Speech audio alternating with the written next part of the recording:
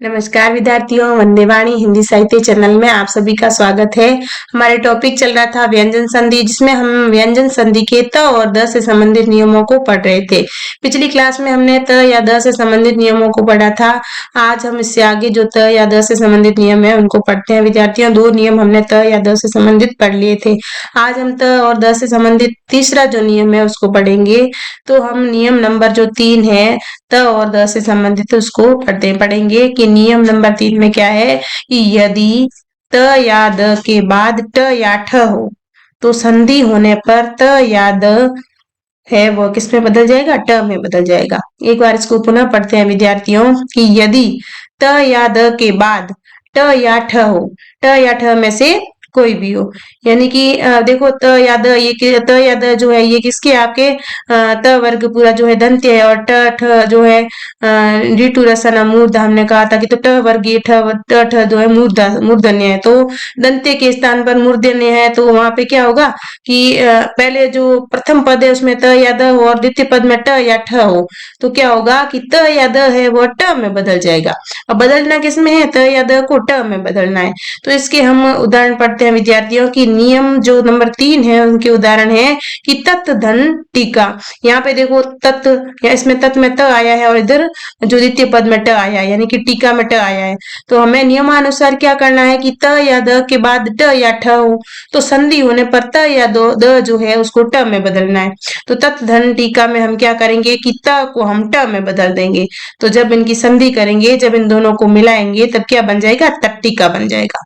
और दूसरा देखो वृत्त धन टीका, इसमें भी त आया है और उसके बाद में ट आया है। तो नियमानुसार हमें क्या करना है कि त के बाद में त या द के बाद में ट या ठ आता है, तो हमें क्या करना है? त या द को किस में बदल देना है? ट में बदल देना है। तो वृत्त धन टीका का जब हम त की जगह इसका जो है ट का आगम होगा, तब क्या होगा? ये वृत्त टीका बन जाएगा। ठीक है ना विद्यार्थियों। अब देखते हैं 4 नंबर नियम। अब यदि त या द के बाद ड या ढ हो तो संधि होने पर त या द है वह ड में बदल जाएगा। एक बार इसको पुनः पढ़ते हैं कि यदि त या द के बाद ड या ढ हो तो संधि होने पर त या द है वह ड में बदल जाएगा। और इसकी उदाहरण देखते हैं, जैसे उत्तदंडयन। उत्तदंडयन में देखो यहाँ पे प्रथम पद में तो त आया है, प्रथम पद की अंतिम ध्वनि त है और द्वितीय पद की प्रथम ध्वनि क्या है? ड है। और नियमानुसार हमें क्या कहा गया है कि ये त या द के बाद में ड या ढ हो तो हमें क्या करना है? ड या ढ है तो त या द का हमें ड में बदल देना है। तो ये उत्तदंडयन, हम यहाँ पे उत का हम क्या बनाएंगे? ड बना देंगे, तो ये उड्डयन बन जाएगा। और उत्तदंडीन, अब देखो उत आ गया, उसके बाद में ड आ गया, तो नियमानुसार हमें त को ड में बदलना है, और जब इनको हम जोड़ेंगे, जब इनकी संधि करेंगे, तभी क्या बन जाएंगे? उड्डीन बन जाएगा। और वृत्त दंडक तो वृत्त दंडक यहाँ पे देखो त आया है और इसके बाद में क्या आया? द्वितीय पद में ढ आ गया है। तो नियमानुसार हमें ये पता है कि त या द के बाद में क्या हो? ढ हो, ड या ढ हो तो संधि होने पर त या द है वह ड में बदल जाएगा। तो वृत्त धक्का का हो जाएगा वृडक्का। अब विद्यार्थियों नियम नंबर 5 पढ़ते हैं हम। इसमें है यदि त या द के बाद ल हो, क्या हो? ल हो, तो संधि होने पर त या द है वह ल में बदल जाएगा।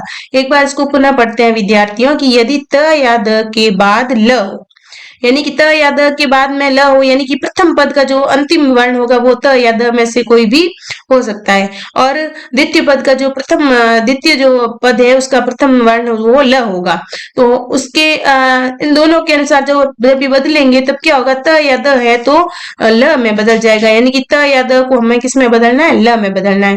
कि यदि त या द के बाद ल हो तो संधि होने पर त या द है वो ल में बदल जाएगा। अब इसकी उदाहरण देखेंगे तब हमें पता चल जाएगा कि तत् धन लीन। यहाँ पे देखो प्रथम पद में अंतिम ध्वनि ये त है और द्वितीय पद की प्रथम ध्वनि ल है। तत् धन लीन, तो हमें नियमानुसार क्या करना है कि भाई त या द के बाद में द्वितीय पद में अगर ल आया है तो क्या करना है उसको हमें? तो उसको हमें क्या करना है कि तत् को है तत् का जो त है उसको ल में बदल देना है। तो ये क्या बन गया? तल्लीन। अब जहाँ दूसरा जो प्रथम पद की अंतिम ध्वनि त है उसको हमें ल में ही बदलनी है।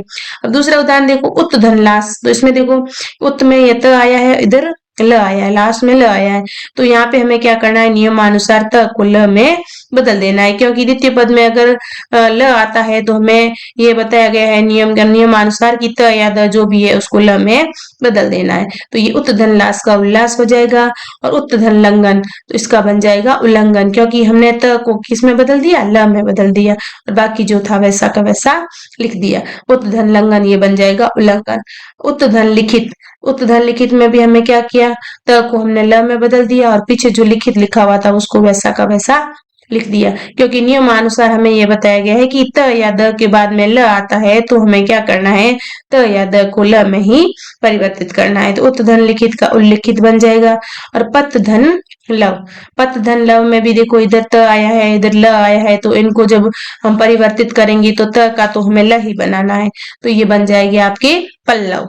और उत्धन लेख, इसमें क्या बन जाएगा, उत्धन लेख में उल्लेख। और मत धन लय, अब मत का हमें क्या बनाना है, ल बनाना है, तो ये बन जाएगा हमारे मलय। तो इसमें विद्यार्थियों आधा ल एक और आएगा, इसको ल को वैसे लिखना, थोड़ी सी मिस्टेक हो गई है, कोई बात नहीं। हम इसको, आप इसको ऐसे समझना कि मत धन लय में हमें क्या करना है कि त की जगह ल ही लिखना है। तो यहाँ पे हलंत वाला त आया है तो हमें यहाँ पे ल आधा लिखना है, तो ये मलय हो जाएगा। तो विद्यार्थियों आज के लिए इतना ही, कल की क्लास में हम इससे आगे वाले नियम पढ़ेंगे।